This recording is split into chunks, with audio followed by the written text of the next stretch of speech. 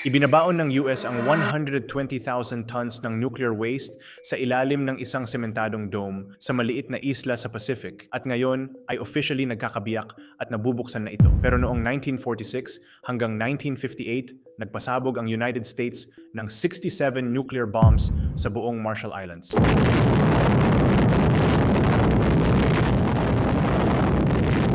Yung iba dito ay 1,000 times pa na mas malakas kumpara sa Hiroshima. At alam naman nating lahat kung gaano kalaki ang pinsala noon. Nang matapos sila, nagpadala sila ng mga sundalo para ipunin ang mga lupang may radiation, mga basura at plutonium mula sa 6 na magkakaibang isla, tapos tinambak lang nila lahat yan sa isang hukay sa maliit na islang yan. Akala nila noon ay magandang ideya na takpan lang ito ng 18-inch na semento at tinawag mismo ng mga locals ang lugar na ito na The Tomb.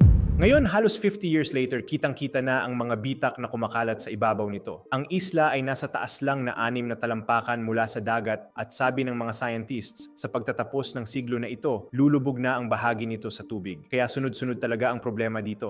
At yung laman mismo ng hukay ay plutonium-239. Nananatili itong radioactive sa loob ng 24,000 years. Sabi ng isang nuclear engineer, walang concrete structure sa buong mundo ang makakapagtagal kahit sa maliit na bahagi lang ng panahon. Pero hanggang ngayon, may mga tao pa ring nakatira 20 miles lang ang layo at nangingisda sila sa dagat na yon. And ang pinakamalala sa lahat, ang sabi lang ng US, wala na raw itong kinalaman sa kanila at hindi na nila problema.